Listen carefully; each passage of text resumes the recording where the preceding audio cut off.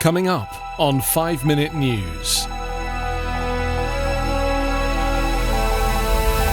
Despite Trump attacks, both parties vow orderly election. Democrats to redraft virus relief in bid to jumpstart talks. And Helsinki airport uses sniffer dogs to detect COVID. It's Friday, September 25. I'm Anthony Davis. Donald Trump's refusal to commit to a peaceful transfer of power if he loses drew swift blowback yesterday from both parties in Congress, and lawmakers turned to unprecedented steps to ensure he can't ignore the vote of the people. Amid the uproar, Trump said he's not sure the election will be honest. Congressional leaders, including Senate Majority Leader Mitch McConnell and House Speaker Nancy Pelosi, rejected Trump's assertion that he'll see what happens before agreeing to any election outcome. Many other lawmakers, including from Trump's own Republican Party, vowed to make sure voters' wishes are followed ahead of Inauguration Day in January.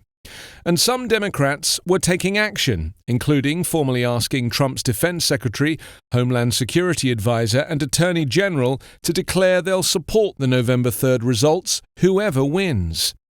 Asked as he was departing the White House for a campaign rally if the election is only legitimate if he is the winner, Trump said, "We'll see." Trump's attacks on the upcoming vote, almost without modern precedent in the US, demonstrates a rhetoric in line with autocratic dictatorships, hitting as partisan tensions rage and more Americans than ever are planning to vote by mail because of the coronavirus pandemic. Even without signs of illegality, results could be delayed because of the pandemic, leaving the nation exposed to groups or foreign countries seeking to provoke discord. McConnell, the GOP Senate leader, said in a tweet, "The winner of the November 3rd election will be inaugurated on January 20th. He said there will be an orderly transition, just as there has been every 4 years since 1792. Nancy Pelosi said, "Calm down, Mr. President. You are in the United States of America. It is a democracy," she said, reminding Trump this is not North Korea, Russia, or other countries with strongman leaders that he admires. Trump is fanning the uncertainty as he floats theories the election may be rigged if he loses, echoing warnings he made ahead of the 2016 voting, even though past elections have not shown substantial evidence of fraud from mail-in voting. Trump doesn't appear to have a strategy, though, if he wins. It is unclear if Trump's lack of intellect is to blame or a genuine desire to sow doubt and create chaos around the election.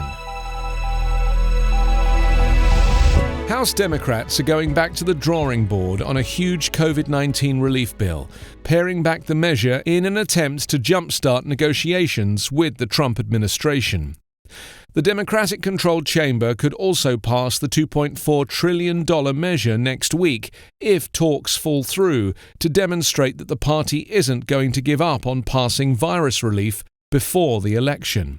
The chamber passed a $3.4 trillion rescue measure in May, but Republicans dismissed the measure as bloated and unrealistic. Even as Democrats cut their ambitions back by $1 trillion or so, Senate Republicans have focused on a much smaller rescue package in the $650 billion to $1 trillion range. Bridging the overall top-line gulf would be difficult enough, but fleshing out hundreds of legislative details at the height of the presidential campaign and a heated battle over filling Justice Ruth Bader Ginsburg's seat on the High Court could be impossible. An aide familiar with the leadership discussions and authorized to characterize them said the new bill would total about $2.4 trillion and is likely to contain additional relief for the airline and restaurant sectors, which have been especially slammed by slumps in business from the virus. Republicans reacted coolly, especially at the prospect of a partisan floor vote if the effort doesn't spark constructive talks. The revised measure is likely to contain scaled-back proposals to give aid to state and local governments, $1,200 direct payments to most Americans, more than $100 billion in aid to schools seeking to safely reopen, and funding for renewed pandemic jobless benefits and production of a COVID vaccine.